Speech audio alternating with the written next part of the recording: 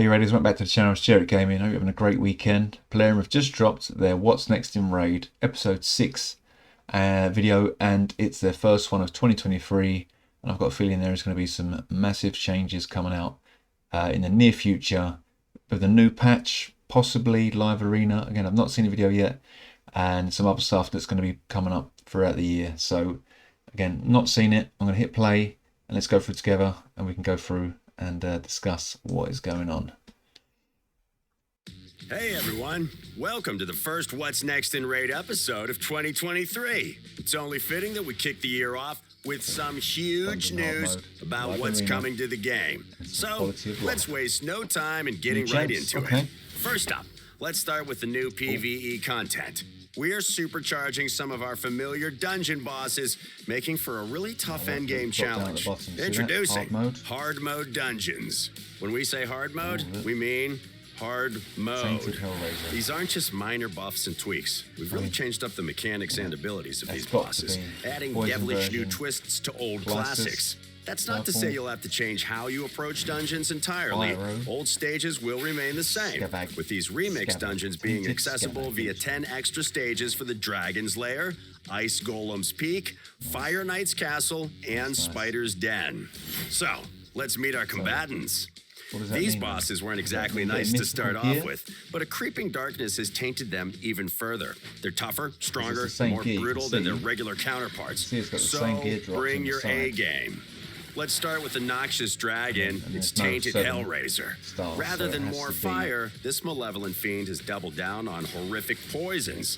His Mephitic Fire skill will apply twice as many poison debuffs as its normal counterpart, Wall of Fire, and it beefs up Tainted Hellraiser with a 50% increase attack buff for good measure.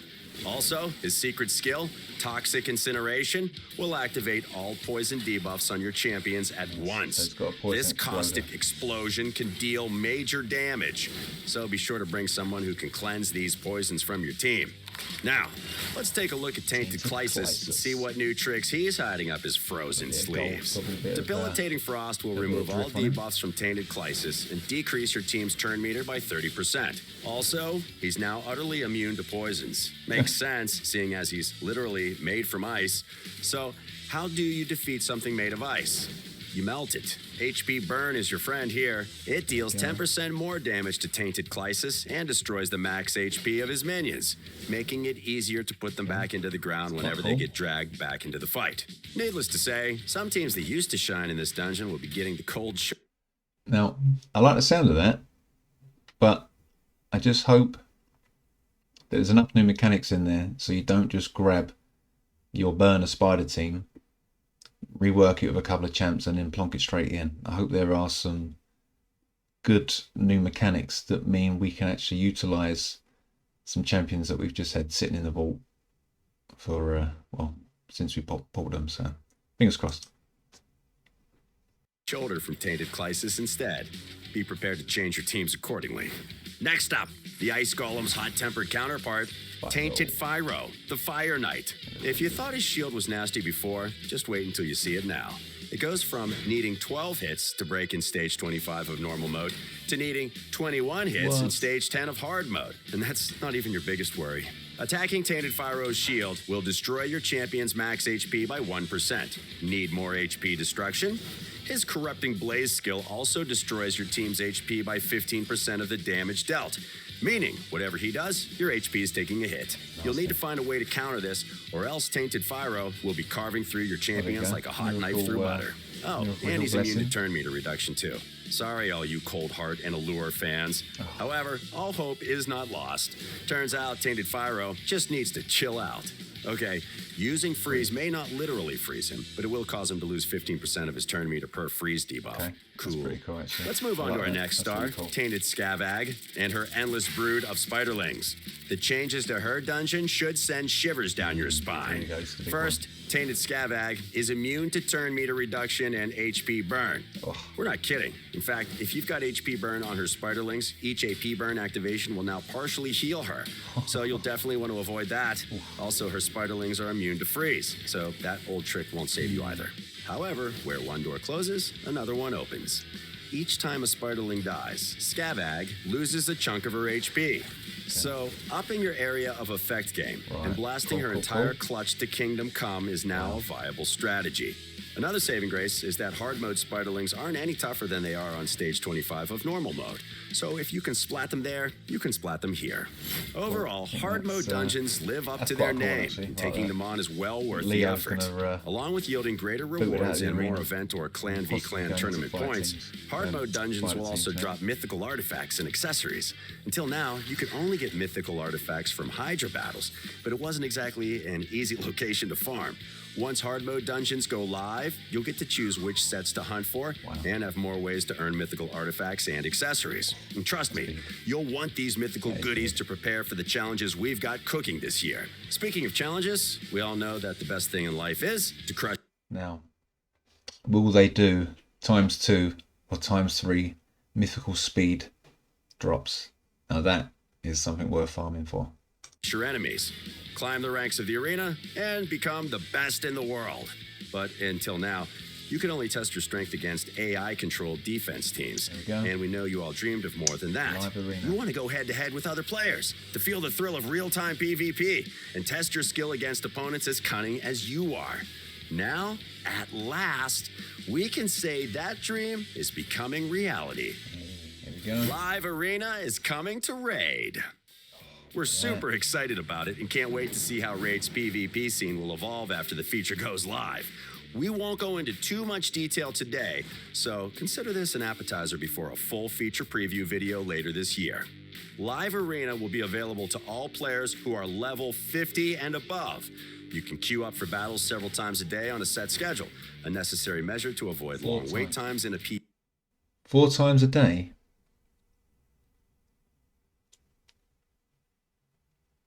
Doesn't seem like a lot though, does it? 4 times a day. Okay. PvE-focused game like Raid. Once you've queued up, you'll be added to the matchmaking pool, and you'll get matched up against an opponent as soon as possible. After pairing up with an opponent, the Battle of Wits begins with picking champions. During this phase, both players will pick their champions one by one, building a team of 5. Wow. Each player will then get to ban a single enemy champion from the fight and choose their team leader. No doubt some of you more devious... What? Wow.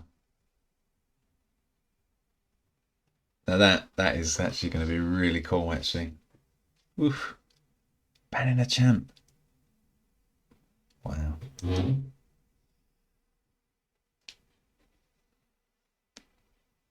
These players will come up with plenty of mind games for this. Oh, and one thing to mention, you won't be able to use duplicate champions in the higher live arena tiers. Once the teams have been drafted, the battle begins. It won't be all that different as far as core mechanics are concerned, except you're fighting a real human. So be prepared for nasty surprises that the AI could never come up with. All phases in battle will have an overall time limit and a limit on player turns. Should the overall time limit run out, both players will receive a defeated result. You're fighting the clock as much as you're fighting your opponents here, so don't try and stall out for the win. On top of the sheer awesomeness of fighting other players in real time, there will be dedicated live arena quests, new artifacts, a new addition to the Great Hall where you can spend your hard-earned live arena crests, and other rewards to look forward to. But we'll talk about all that later. Now I do hope though, it looks like it is, I do hope that you can spend obviously the new live arena tokens in the old Great Hall.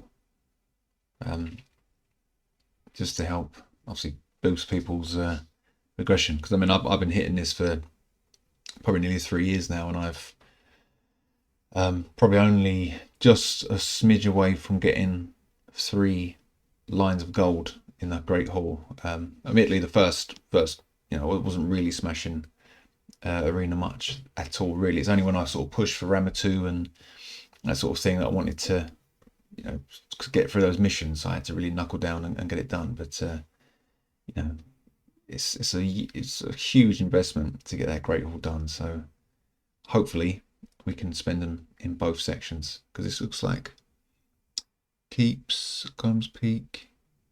So unless you're building up Demon Lord battles, Hydra battles, Interesting. What we're going to do there. Is that going to be once you hit 80 runs, you get to then use these points that you've built up on the side to then unlock something. Okay, cool. I'm not even going to try and speculate what that could be, but I would assume that on the right side we're building up tokens from the fights, and then in the center we're going to be spending those goodies on where it looks like it's going to be some sort of same thing, more accuracy. What's that? Sort of lightning, 10 meter speed, defense. Who knows? Who knows what these are? Oh, are they artifacts? Oh yeah, I think they are. Oh wow. Okay, so much to do. Hopefully, videos coming soon.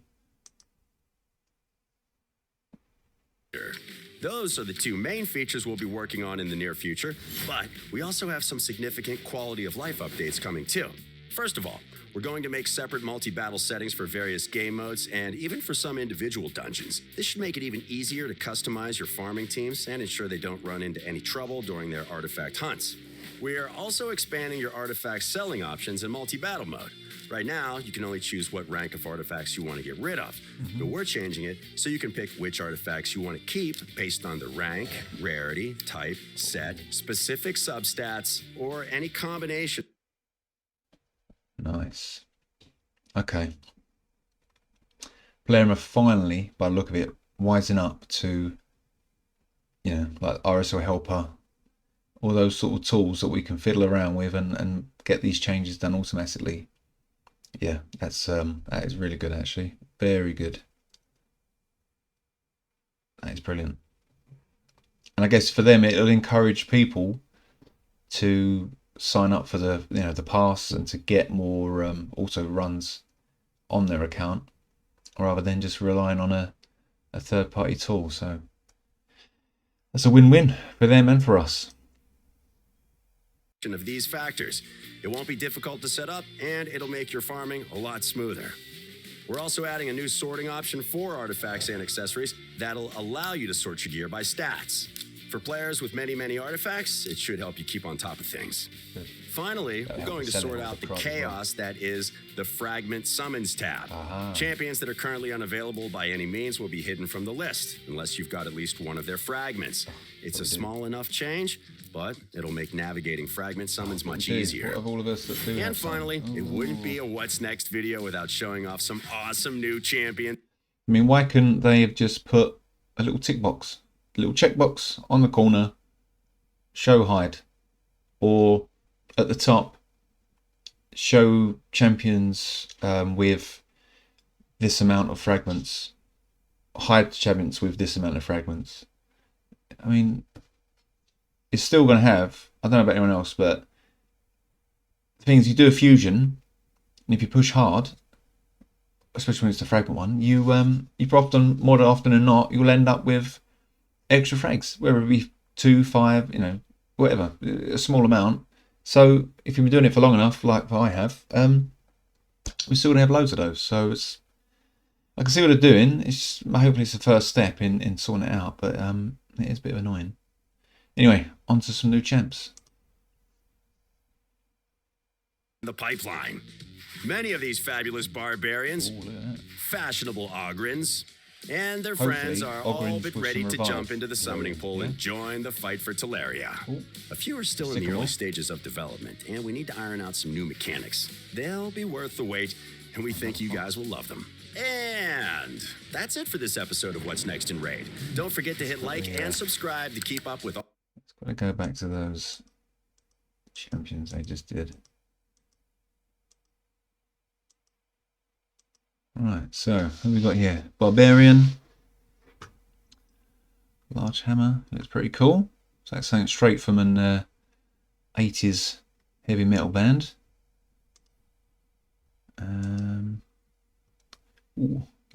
That's pretty cool. Like a gold ninja. Or a slightly bit of a Judge Dredd shoulder pads going on there. Bring off some awesome new champions in the pipeline. Many of these fabulous. Barbarian. I don't know what all these horns are about though with these barbarians. They're obviously drinking something they shouldn't. But yeah, okay, I'm saying that. Actually, that's a skull. No, she's still got horns on her head, look. what is going on with that? Okay, maybe one day player will explain why the barbarian tribe are breeding with goats, perhaps. That's for another video.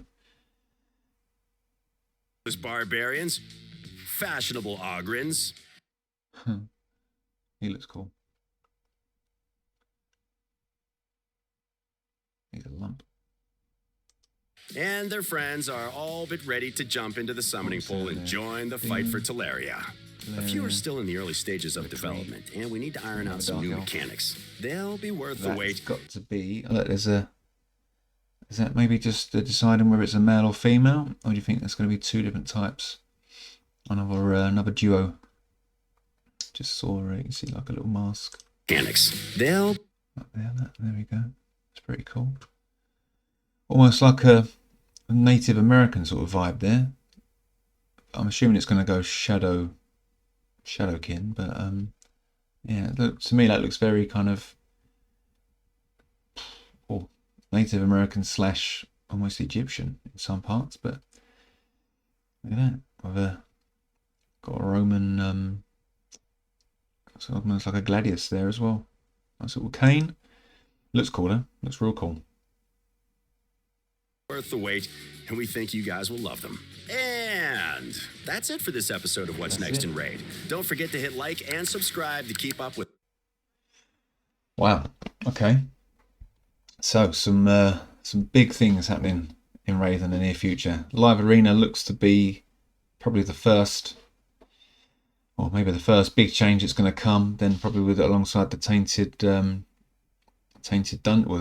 Sorry, are they tainted dungeons? Yeah, tainted dungeons. There we go. And some bigger rewards coming. That's going to shake up both arenas, even more so. So, wow. Okay, player, colour me interested. Thank you very much. Yeah, no, good. Looking forward to see what's coming next. So, guys, let me know in the comments below what you think once you've reviewed the video, and tell me what you're most excited for. Whether it's the dungeons, arena, new champs. It's always new champs, I guess. New fusions. And that's it, guys. Have a good weekend. Take care. See you soon. Bye-bye.